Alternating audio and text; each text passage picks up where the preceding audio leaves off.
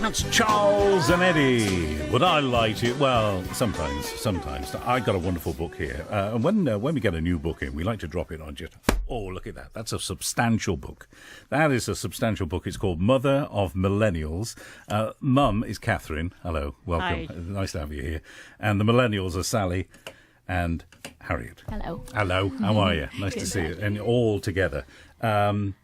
Rather than me kind of do a description of the book, Kath, tell me what the inspiration was, because I think it kind of came from you originally, didn't it? It did. The inspiration was sort of recognising that neither of my two beautiful, well-educated daughters was following the path that we'd carefully laid out. And that path would have been what? Doctors, lawyers? Well, not necessarily. No, they didn't need to be sort of Governor of the Bank of England or rocket scientists, but just a good, steady job in a reliable, respectable firm, earning a decent salary. Right. You know? That was it. A good education, all the CV-enhancing activities that, you know, that are really valuable and really important in modern day. All of those things, and a good job at the end of it, and financial independence by the age of 20-odd. Yeah. That's what I expected. Fair enough. And what happened then? None of that. None of that at all. Well, no, that's not true. Not none of it. The bit about the financial independence and leaving home by the age of, you know, in the mid-20s, all of those things didn't come to pass in the way that we sort of expected. But that's that was the inspiration. That's not necessarily down to you two, is it? Isn't that just down to circumstances and the world in which we live? Exactly. Yeah. I mean, I think I personally could have had the opportunity to continue in my initial career and build on it and get to a point where I was financially independent to move out, maybe even have purchased my own home at this point. But that you know, societally normal path didn't suit me. The career choice I went down ended up causing me quite a lot of distress, and I realised it wasn't an environment I was able to stay in and maintain my happiness. So I had to make a choice. Backed away from that, and then what did you do? So I then felt a bit lost, and as a choice I think a lot of millennials make these days is I went travelling for 3 months the other side of the world, and it just removed all my stresses, allowed me to really figure out what I didn't want from work, and I decided I would try and make my own path when I got back home, back to Bristol, set up my own business, go self-employed, but that meant really removing all of my financial income, and fortunately, you know, I had the ability to go back and live back at home. So never really had that on the plans, but I knew it was necessary. But the actual going travelling, that cleared the air, that cleared your head, and it allowed you to think about what you were going to do next. Yeah, and I was very in a fortunate financial position to begin with to allow that to happen, because travelling is expensive. But the freedom of what you can do every single day, you don't have many materials with you because you've got one backpack that you're taking everywhere. You can just learn about a city, you can walk around in it, and you're all of those societally normal pressures, like what milestones you want to achieve at work. Do you have a good car? Do you have a nice house? And you're comparing yourself to your peers who are in the same position. All of that is stripped away, and you can just enjoy the scenery and sunshine. Because you did this for 3 months, did you go with the intention? Did you go with the intention of thinking, right, I'm gonna leave all that behind me now. I'm gonna think about what I'm gonna do next whilst I'm off on my travels. Did you think that? Yeah, that was my aim. So you weren't just bumming around for a year? No. I took a break. I had to take a break from my health. I couldn't. By the time I finished my last job, I couldn't go back to that work environment. Too stressful. Yeah. It wasn't good for me. So I removed that with the intention. I love working. I wanted to go away, find out what I could do, where I could find my passions in a healthy way, and go back to that. And I think I have done that. I never intended just to waste away in another country on a beach. Right. So that's Harriet's story. And what about Sally? Well, I had to drop out of school quite early, in sixth form, because of a lot of mental health problems. which was unfortunate because I'd always been quite a top student. My parents had always expected me to go straight to university and follow the life path that they'd set out, but that wasn't going to happen. No. So I've been spending the last few years sort of looking after my mental health rather than my academic gains and my career prospects. And that's sort of opened up new ideas and possibilities for me. I've been trying to follow more creative side of things these days, and that's really helped with my mental health. So when the book came along, there are the two girls. Now, you know what their situation is. You know, one's at home because going through a mental health thing that so many young students are going through at the moment. I mean, this is something we hear over and over and over again. Now, too much pressure, trying to funnel people in the wrong directions. And it's no good for our youth. So one's off travelling, one's recuperating. What were you doing, Kath? Well, I was busy working full time. Doing what? I worked in IT. I was an IT consultant, and I've been in that line of business for 30 odd years, and it's hard work because you're away a lot of the time, working away. I'm working away in London and various other places, so you're not around a lot of the time. So it was really quite hard. And Harriet, I had no problem with Harriet. She was just off bumming around for a year, and she was, the expectation was she would come back and carry on working in fundraising, which is what she trained as. But obviously Sally's position was far more difficult, and it was very, very difficult to find something that would work for her career. There's no career guidance for people with mental health issues. It's so difficult because that they can't get up in the morning. It's not that she was being lazy. She literally couldn't function.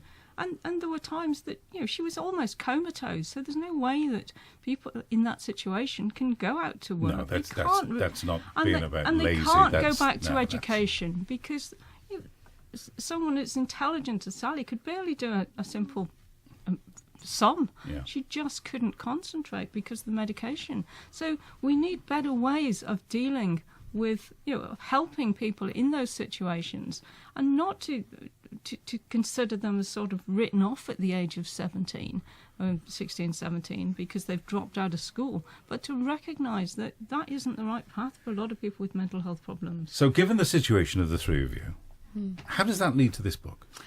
So I think part of it was I wanted to find something that Sally could do as a career. And she'd always expressed an interest in writing. And rather than just say, right then, Sally, get on with it, go and learn how to write, I thought, well, let's write a book and let's do a bit of hands-on and let's learn about the whole publishing business. Well, so you did think you'd carry it all the way through, write the book, publish it, get it out there, rather than let's just write a book and not as an really. exercise. It started off as an exercise, but it then progressed.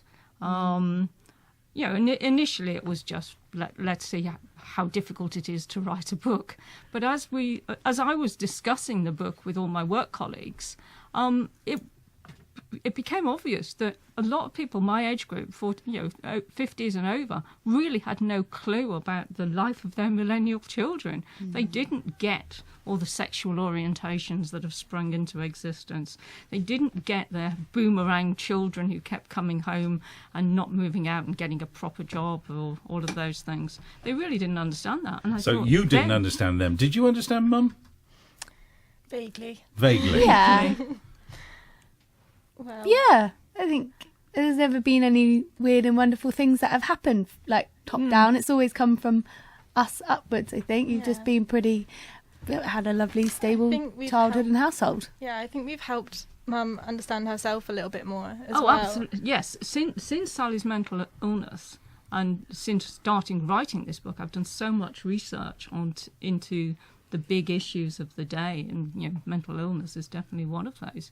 But it's no doubt it's changed my views, and I think the main thing it's made me realise is that adults teach their kids, parents teach their children, and you have expectations, and those expectations are passed down generation to generation. What I would say is we really need this flow back upwards of learning from our children, because they've made so much progress in a lot of the big issues of the day. They are far more we live in a far more sensitive and more inclusive society now than we did, and it's wrong for us to.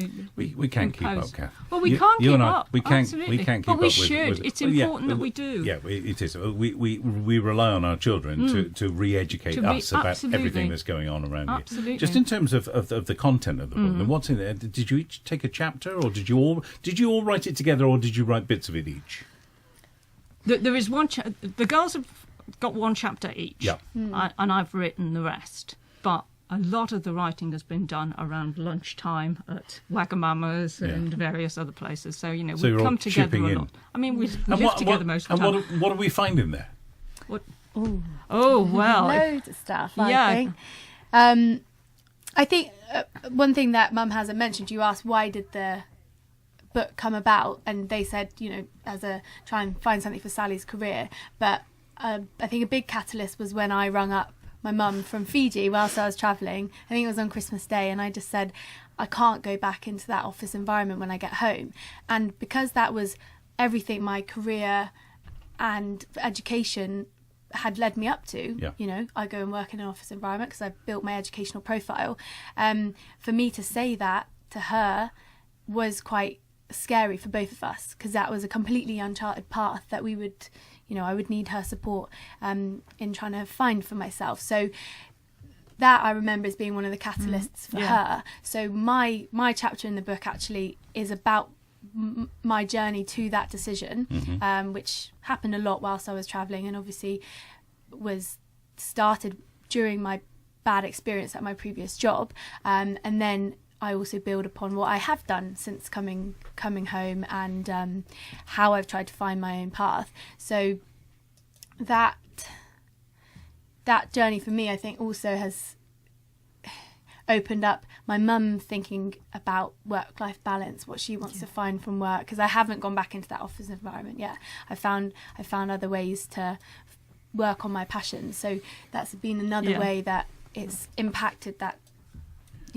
But there's an awful lot in the book also about the research that we've done around mental health treatments, and there's a lot of very quirky stuff in there from the internet about things like how transfusion is helping cure mental illness, and there's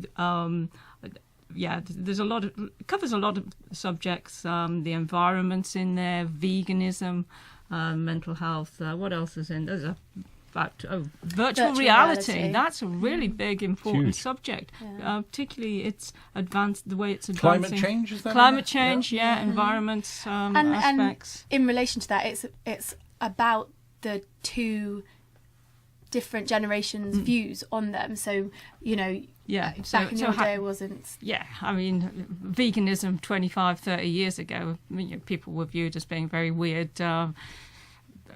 Hippies basically, but now it's mainstream. So a lot of the subjects have come from being a little bit, people didn't care about the environment. They didn't care about animal rights. It's a different thing. It's absolutely different. A totally different thing. So what did you write about, Sally? My chapter is mostly about my mental health problems and how they sort of guided my life in a path that must have been quite tough for you, because you have to kind of stand outside of yourself almost and kind of look at yourself from a different perspective. Yeah. That's hard. Yeah, actually, writing this chapter was really therapeutic for me. It really helped me sort of understand where a lot of my problems came from, helped me figure out where I wanted to go for the future, and it just sort of opened my eyes to a lot of things that I'd never really realised before. And it helped me to just figure out how to move forwards with it. And it was really helpful. So it sounds to me like it's been very therapeutic for all of you. Yes. Yeah, absolutely. And at the end of it, you've got a jolly good book as well, which is beautiful to look at. I mean, I have to say that, just on a physical thing, I was just saying before we came on here, when I go into a bookshop these days, because there's like 5 billion books in there, you think, oh, what am I going to buy? And very often I come out with nothing, having thumbed through a few things, unless I know specifically what I want to, but the idea of just plucking something off a shelf. And it's come down to, if I like the cover, I mean, this is a hardback book, well done on that for a start. If I like the cover, if I like the typeface, then that's going to, and beautiful yellow cream paper in there, beautiful, like a book of old. This is something wonderful. Have you flogged many yet?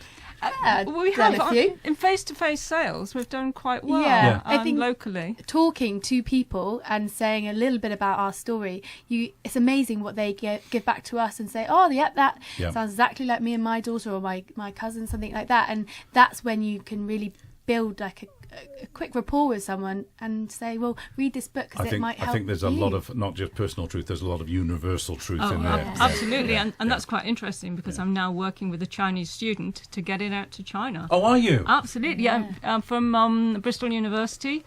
So we can't translate the book as such because it's untranslatable. There's so many things that are very specific to the UK.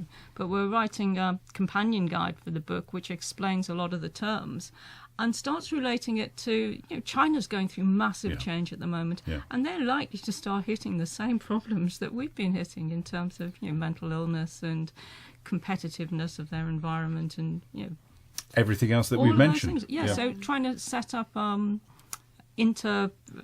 intercontinental communications going on there. So so that's really exciting. It's not just China. I'm looking to move it out across the world. I think you're at the forefront of world harmony. Absolutely, that is our plan. Thank you. That's the goal.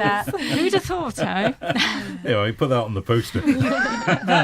Website. There's bound to be a website. We have a whether we website. this- Yes, it's motherofmillennials.co.uk. Okay. Yeah, I'd like to say on that, like, we wrote this book from one Bristol family's perspective, and just talking to other people, you do hear responses back about how it's been in their lives, and we would love to hear those stories back. We would love to hear how the concept of this book, the intergenerationalness within a family. People feed that back via the website. Yeah, or please email get in addresses contact on with there. We're us. also Yeah. on All on Facebook that. as well, which is Yeah. another great way to contact Or us. put Mother of Millennials into your browser, and it will pop all kinds of things. Please do. Kathy, Harriet, and Sally, thank you very much Thank indeed. you. I Thank wish you you so well much. with it. Thank you.